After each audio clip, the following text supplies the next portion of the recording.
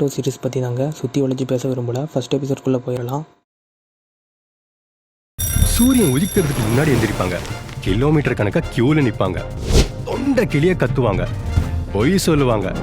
Work from ஹோம்னு சொல்லுவாங்க. கிடைக்கிற கேப்லலாம் cinema தான். நீங்க சினிமாவை கொண்டாடுங்க, நாங்க உங்களை கொண்டாடுறோம். ஹாய் ஃப்ரெண்ட்ஸ், இப்போ நம்ம எதை பற்றி பார்க்க போகிறோன்னா நருட்டோ சீரிஸ் பற்றி தாங்க சுற்றி வளைச்சி பேச விரும்பல. ஃபர்ஸ்ட் எபிசோட்குள்ளே போயிடலாம். கதை எப்படி ஆரம்பிக்குன்னா 12 வருஷத்துக்கு முன்னால் கொனகா என்ற வில்லேஜில் அட்டாக் நடந்திருக்கு. அது என்ன அட்டாக்னா நைன் டெயில் ஃபாக்ஸ் அட்டாக்.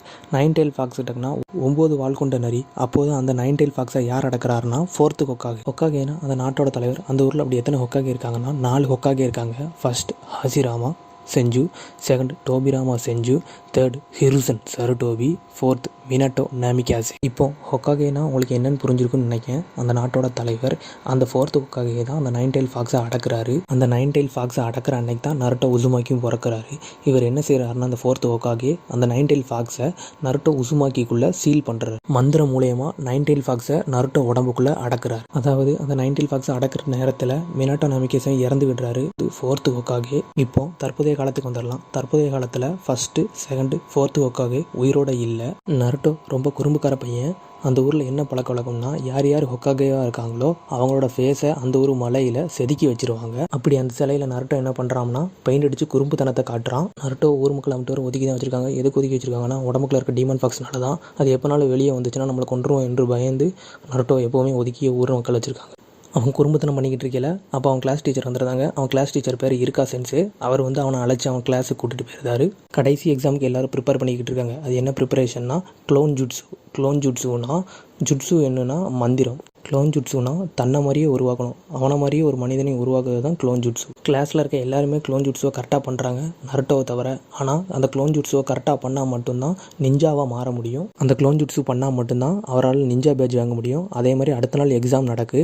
அந்த எக்ஸாமில் நருட்டோவும் தப்பாக பண்ணுறாரு. அதனால் அவர் டிஸ்குவாலிஃபைடு பண்ணப்படுறாரு. அதன் பிறகு நருட்டோவோட கிளாஸ் டீச்சர் இருக்கா சென்சே நண்பர் மிசுகி சென்சே அவர் நருட்டோவிடம் சொல்கிறாரு, சீக்ரெட் ஸ்க்ரால்னு ஒன்று இருக்குது, அதை மட்டும் நீ எடுத்தினா அதில் பெரிய பெரிய ஜுட்ஸு இருக்கும். அதில் உள்ள நீ ஒரு ஜுட்ஸோ கற்றுக்கிட்டீங்கன்னா உனக்கு நிஞ்சா பேட்ச் கிடச்சிடணும் அவர் சொல்கிறாரு. சீக்ரெட் ஸ்க்ரால் என்பது தடை செய்யப்பட்டது, அது யாரும் எடுக்கக்கூடாது.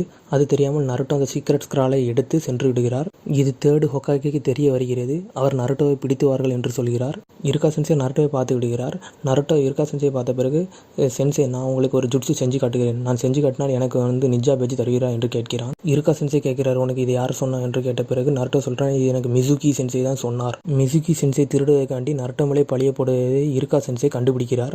பிறகு இந்த விஷயத்தை அறிந்த இருக்கா மிசுகியும் இருக்காவும் சண்டை போடுகிறார்கள்.